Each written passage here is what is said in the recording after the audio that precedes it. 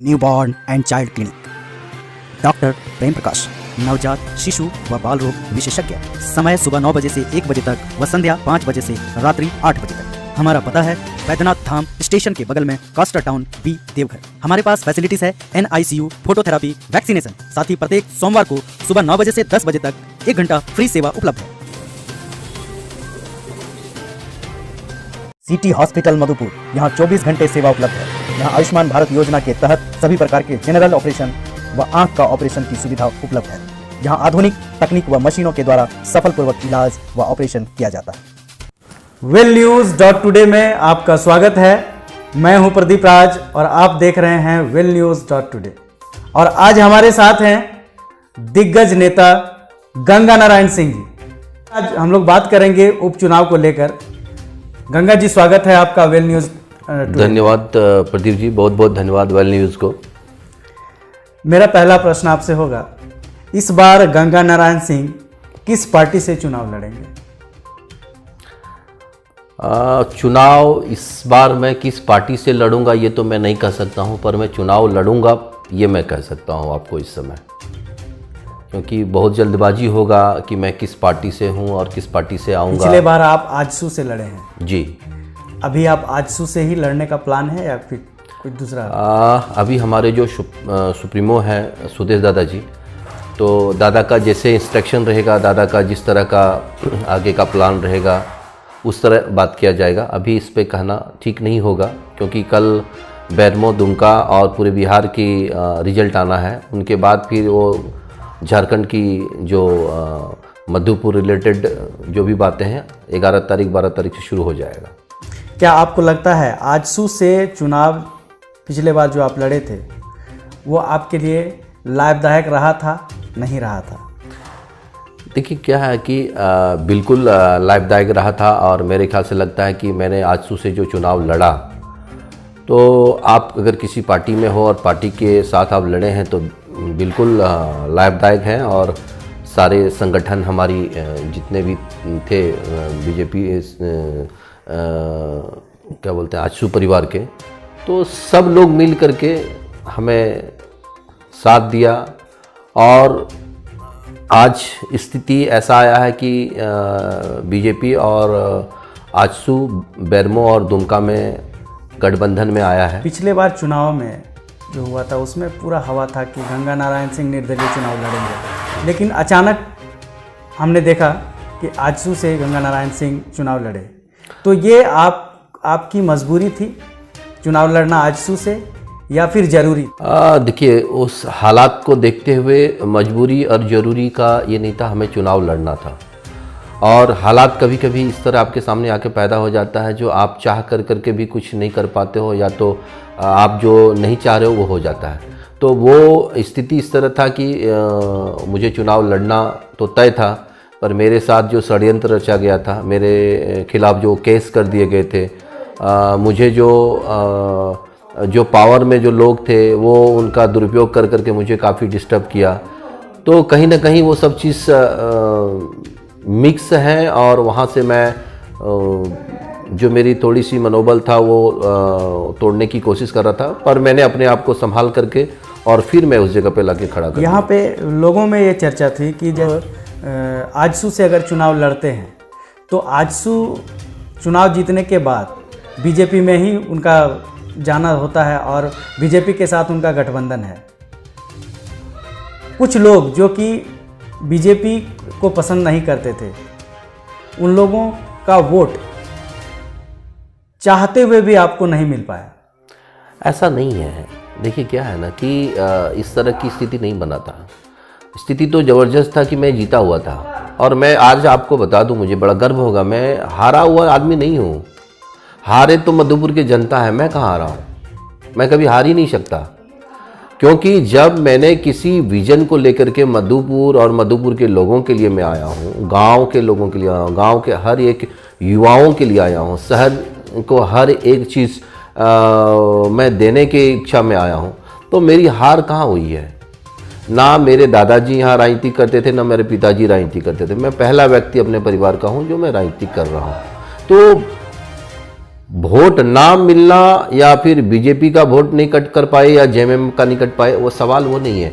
Public ने मुझे जो आशीर्वाद दिया है, जो मुझे वोट के रूप में जो समर्थन दिया है, मैं दिल से स्वीकारता हूं। और इस बार आप देखिएगा कि मधुपुर की जनता में जो आक्रोश है वो आपको 2 गुना नहीं 10 गुना ज़्यादा लोगों में आक्रोश है, और वो इस बार वो करके दिखाएगा। इस बार गंगा नारायण का चुनावी मुद्दा क्या होगा? बिजली, पानी, स्वास्थ्य और रोजगार के अलावे कि ये चीज़ों को कभी किसी ने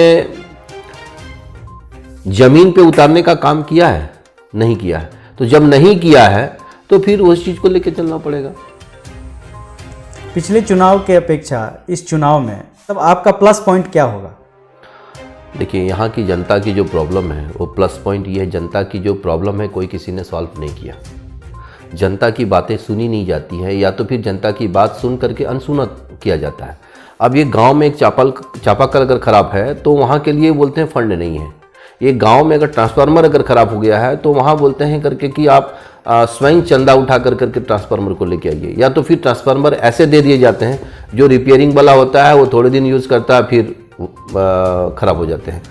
यहाँ की रोड की स्थिति इतनी जर्जर है, आप जो पब्लिक अपने गांव को नहीं जा सकते हैं साइकिल से, बाइक से, तो आप इसमें किस तरह की सुविधा की बात करेंगे?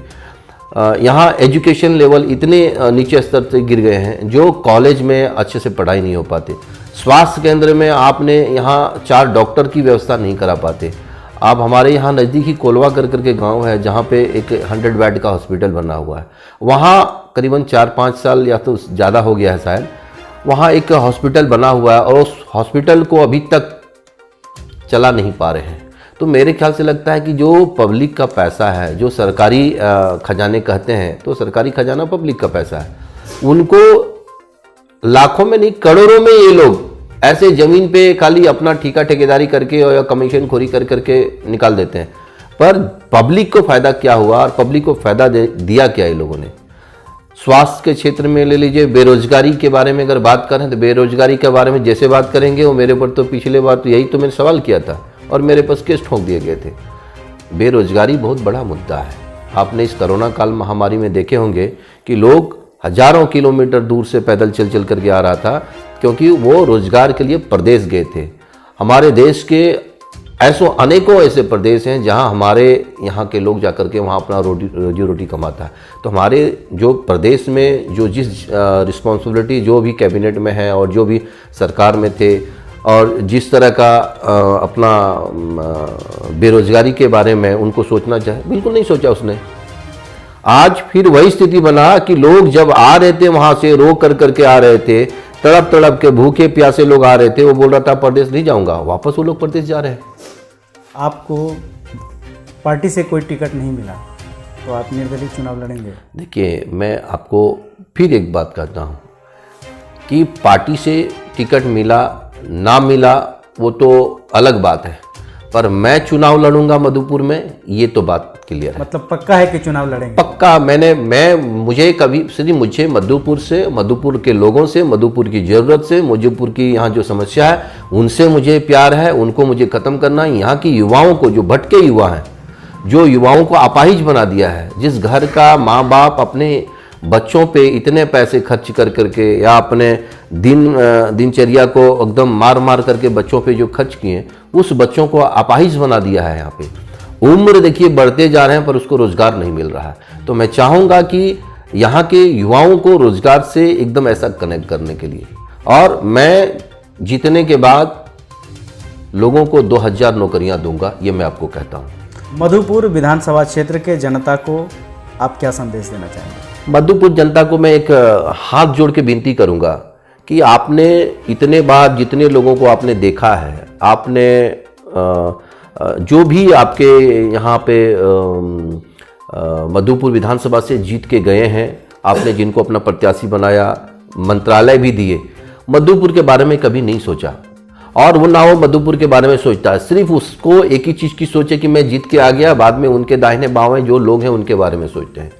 जनमीन जो यहाँ जनता की प्रॉब्लम है उनके बारे में कभी बात नहीं किया है। तो मैं एक हाथ जोड़ के जनता से विनती करूंगा कि मुझे एक बार, सिर्फ एक बार मुझे मौका दे और ये बड़ा सटीक समय है। इस बार आपको बहुत अच्छा अपॉर्चुनिटी मिला इस मौके का फ़ायदा उठाने के लिए, और मैं आपको काम करके दिखाऊंगा कि मैं क्या कर सकता हूं मधुपुर के लोगों के लिए। तो मैं मधुपुर के जितने भी युवा हैं, माताएं, बहनें, बुजुर्ग, सभी से मैं दिल से मैं कहता हूं कि आप एक बार मुझे मौका दीजिए। मैं यहाँ की मधुपुर की जो रूपरेखा है उनको चेंज करने की पूरी प्रयास करूँगा, जो मैं एक उम्मीद दे करके आया हूँ कि मधुपुर को मुझे नया मधुपुर बनाना है। चलिए, मेरे तरफ से भी आपको अग्रिम शुभकामनाएं हैं। धन्यवाद। आप उपचुनाव जीतें, विधानसभा पहुंचें और मधुपुर का संपूर्ण विकास गंगा नारायण सिंह के माध्यम से हो। Thank you. आप हमारे साथ जुड़ें, वेल न्यूज के साथ जुड़ें, इसके लिए बहुत बहुत धन्यवाद आपका। थैंक यू, बहुत बहुत धन्यवाद वेल न्यूज़ को।